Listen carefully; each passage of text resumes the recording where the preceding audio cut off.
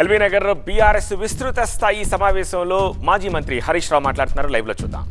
ప్రయత్నం అన్ని చిల్లర మాటలు, పసలేని మాటలు, ఆయన దగ్గర విషయం లేదు కనుక విషం జిమ్మేటువంటి ప్రయత్నం చేస్తూ ఉంటాడు. ఏమంటాడు, అసలు ఏపీ రీఆర్గనైజేషన్ యాక్ట్ లోనే కేఆర్ఎంబి ప్రాజెక్టులు అప్పచెప్పాలని ఉంది. ఆ రోజు బిల్లు పాస్ అయినప్పుడు కేసీఆర్ ఎంపీగా ఉన్నాడు, ఇది కేసీఆర్దే బాధ్యత. ఎంత తలకాయలేని మాటలు, ఎంత అతి తెలివి మాటలు. ఆ రోజు అధికారంలో ఉన్నది ఎవరు? ఆ బిల్లు పెట్టింది ఎవరు? కేంద్రంలో కాంగ్రెస్ పార్టీ కాదా? బిల్లు పెట్టింది కాంగ్రెస్ పార్టీ. ఆ బిల్లును తయారు చేసింది జైపాల్ రెడ్డి గారు, జయరాం రమేష్ గారు. బిల్లు పాస్ చేసింది కాంగ్రెస్ పార్టీ. ఇవాళ ఇద్దరు ఎంపీలు ఉన్న బీఆర్ఎస్ పార్టీ ఆ రోజు కేసీఆర్ బిల్లును ఆమోదించిండని చెప్పి నీ అతి తెలివి మాటలు ప్రజలు నమ్ముతారనుకుంటున్నావా? నువ్వేమన్నావు మొన్నటిదాకా? మేము ఏపీ రీఆర్గనైజేషన్ యాక్ట్ లో తెలంగాణ కరెంటు తక్కువ ఉందని మా జైపాల్ రెడ్డి గారే ఈ బిల్లులో తెలంగాణ కోసం కరెంటు ఎక్కువ పెట్టిండు అని గొప్పలు చెప్పినావు కదా. మరి కరెంట్ ఇచ్చిన ఘనత జైపాల్ రెడ్డిది అయితే కేఆర్ఎంబికి ప్రాజెక్టులు అప్పచెప్పిన ఘనత కూడా జైపాల్ రెడ్డి గారికి, కాంగ్రెస్ పార్టీకే దక్కుతుంది. నీ అతి తెలివి బంద్ చేయి, నిజంగా న్యాయం మాట్లాడు. రాజకీయాలు కాదు, రాష్ట్ర ప్రయోజనాలు ముఖ్యం. ఇలా నువ్వు రాష్ట్ర ప్రయోజనాలను ఫలంగా పెట్టినావు. నీకు అర్థం కాక, ఆలోచన లేక ఆగమాగమై ప్రాజెక్టులు అప్పచెప్పి రేపు హైదరాబాద్ కు మంచినీళ్లు లేకుండా చేస్తా ఉన్నావు. ఖమ్మం, నల్లగొండ, మహబూబ్ నగర్ జిల్లాకు సాగునీరు, త్రాగునీరు కూడా దొరకని పరిస్థితి తెచ్చినావు. ఇవాళ ఒక్క తప్పు చేసి ఆ తప్పును కప్పిపుచ్చుకోవడానికి ఇవాళ 100 అబద్ధాలు మాట్లాడే విధంగా ఇవాళ రేవంత్ రెడ్డి గారు ఆయన ఇష్టం వచ్చినట్టుగా మాట్లాడుతూ ఉన్నాడు. పోతిరెడ్డిపాడు గురించి మాట్లాడతాడు. అసలు పోతిరెడ్డిపాడు గురించి మాట్లాడే హక్కు రేవంత్ రెడ్డి గారికి ఉన్నదా అని నేను అడుగుతా ఉన్నా. నువ్వు ఆ రోజు తెలుగుదేశం పార్టీలో ఉండి ఒక్కనాడన్న పోతిరెడ్డిపాడు ప్రాజెక్టు గురించి మాట్లాడినావా? మేం కొట్లాడినాం. ఆనాడు తెలంగాణకు అన్యాయం అవుతుందని పోతిరెడ్డిపాడుకు పొక్కగొట్టి రాయలసీమకు నీళ్లు తీసుకుపోతుంటే 30 రోజులు అడ్జర్న్మెంట్ మోషన్ ఇచ్చి ఆంధ్రప్రదేశ్ అసెంబ్లీని స్తంభింపజేసింది టీఆర్ఎస్ పార్టీ. మేం కొట్లాడినాం పోడియంలోకి పోయి.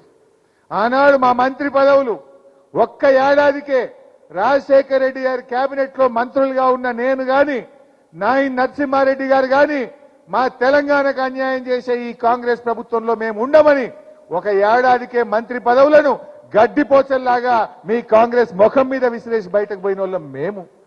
పోతిరెడ్డిపాడును అడ్డుకోవడానికి కృషి చేసింది మేము. నువ్వు ఆనాడు తెలుగుదేశం పార్టీలో ఉండి పెదవులు మూసుకున్న రేవంత్ రెడ్డి, నువ్వా మా గురించి విమర్శించేది? సూర్యుడి మీద ఉమ్మేస్తే నీ ముఖం మీద పట్టదన్నట్టు అది నీ మీదనే పట్టది. రేవంత్ రెడ్డి గారు, ఒకసారి నీ ఈపు చూసుకో, వెనుకకు చూసుకొని మాట్లాడు అని చెప్పి నేను ఆయనను కోరుతా ఉన్నా. ఇవాళ ఏమైపోయిందంటే ఆయన పరిస్థితి, ఎంతసేపు చిల్లర మాటలు, సబ్జెక్టు లేక చౌకబారి మాటలు.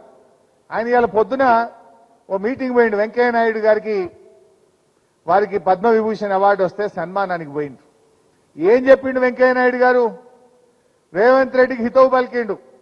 రాజకీయాల్లో కొంచెం జాగ్రత్తగా మాట్లాడు, రాజకీయాల్లో హుందాతనం ఉండాలి, రాజకీయాల్లో గౌరవం పెరిగేటట్టు, ప్రతిష్ట పెరిగేటట్టు మాట్లాడాలని పొద్దుగాల చెప్పిండు.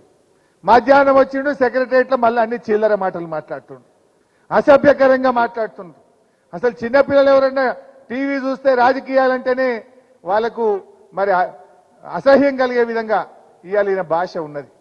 నువ్వు ఇవాళ ఒక ముఖ్యమంత్రిగా ఉన్నావు, హుందాగా ఉండు, విషయం మీద మాట్లాడు, చర్చ పెట్టు అసెంబ్లీలో. ఇవాళ ఏదో అసెంబ్లీలో చర్చ పెట్ట మాట్లాడు. Yes, we're ready. నువ్వు ఎప్పుడు పెట్టావో పెట్టు, నీ దిమ్మదిరేటట్టు అసెంబ్లీలో సమాధానం చెప్తాం బిడ్డ. గతంలో మా కేసీఆర్ గారు ఇదే అసెంబ్లీలో పవర్ పాయింట్ ప్రజెంటేషన్ పెడితే మేం ప్రిపేర్ కాలేదని ముఖం చాటేసి పారిపోయింది నీ కాంగ్రెస్ పార్టీ. బట్ మేము అట్లా పారిపోం, నీ దిమ్మ తిరిగే సమాధానం చెప్తాం. మేము తయారుగా ఉన్నాం. నువ్వు చేసిన తప్పును తెలంగాణ ప్రజలకు అర్థమయ్యేటట్టు అసెంబ్లీ సాక్షిగా నీ సంగతి ఏందో బయట పెట్టామని చెప్పి మనం చేస్తా ఉన్నాం.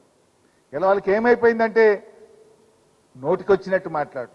ఆనాడు ప్రతిపక్షంలో ఉంటే ఎట్లా మాట్లాడినరో ఇలా అధికారంలో ఉంటే కూడా అదే మాట్లాడుతుండ్రు. వాళ్ళు చేయాల్సిందేంది? వాళ్ళు ప్రజలకు ఇచ్చిన హామీలు నిలబెట్టాలి. అది చేతగాక, అది చేయడానికి అవకాశం లేక ఇవాళ మన మీద విరుచుకపడుతున్నటువంటి పరిస్థితి ఉంది. మీరు మాట ఇయ్యలే, డిసెంబర్లో 4000 పెన్షన్ ఇస్తామన్నది మీరు కాదా? డిసెంబర్ 9 నాడు 2 లక్షల రుణమాఫీ చేస్తామన్నది మీరు కాదా? రాగానే 15,000 రైతు బంధు ఇస్తామని మాట తప్పింది మీరు కాదా? రాగానే వడ్లకు 500 బోనస్ ఇస్తామని మాట తప్పింది మీరు కాదా? ఇవాళ మాట తప్పింది మీరు. అది చేతగాక ఇవాళ ఏదో ఏమంటారు చూడు, ఆడలేక ఓడ మధ్యలో కొట్టిందని ఒక సామెత ఉంటుంది. ఆ రకంగా ఉన్నది అలా పరిస్థితి. ఇవాళ మీరు పరిపాలన చేతగాని పరిస్థితి ఉన్నది. బట్ అందువల్ల నేను మీ అందరినీ కోరేది ఒక్కటే, పార్లమెంట్ ఎన్నికల తర్వాత అయితే ఇంకా ఆయనతో చేతులు ఎత్తాడు. మా సుధీర్ అన్న అన్నట్టు ఇప్పుడైతే రోజుకు గంట 2 గంటలు అర్ధగంట తీస్తున్నారు కరెంటు, కానీ రేపు పార్లమెంట్ తర్వాత ఆయనతో కోతలు పెట్టారు వీళ్ళు. పల్లెటూరులో పొన్న రైతులకైతే 8 గంటలు కోత పెట్టిండ్రు. ప్రజలకు మనం జాగ్రత్తగా చెప్పాలి. డెఫినెట్గా ఢిల్లీలో కాంగ్రెస్ గెలిచేది లేదు. మనము ఈ మల్కాజ్గిరి ఎంపీ కూడా ఖచ్చితంగా గెలవాల్సినటువంటి అవసరం ఉంది. ఎట్టి పరిస్థితుల్లో కూడా అయ్యో ఏమవుతుందని మనం అనుకోవద్దు. మనం రేపు ఢిల్లీలో తెలంగాణ గలం విప్పాలన్నా, ఈ కాంగ్రెస్ పార్టీ మెడలు వంచాలన్నా మనం ఎంపీ సీట్ గెలవాల్సినటువంటి అవసరం ఉంది. రేపు మనకు ఎంపీ కూడా 5 కోట్ల ఫండ్స్ ఉంటాయి.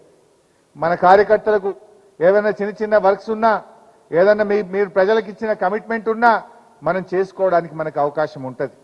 అందువల్ల 7 ఎమ్మెల్యేలు మనమే ఉన్నాం, కానీ ఎక్కడ కూడా నిర్లక్ష్యంగా ఉండద్దు. సుధీర్ అన్న కోసం ఎంత కష్టపడ్డారో, సుధీర్ రెడ్డి గారి గెలుపు కోసం అందరూ కలిసి ఏ రకంగా మీరు ప్రయత్నం చేసిండ్రో, రేపు మల్కాజ్గిరి ఎంపీ సీట్ కోసం కూడా మనందరం కూడా కలిసి పనిచేయాల్సినటువంటి అవసరం ఉంది.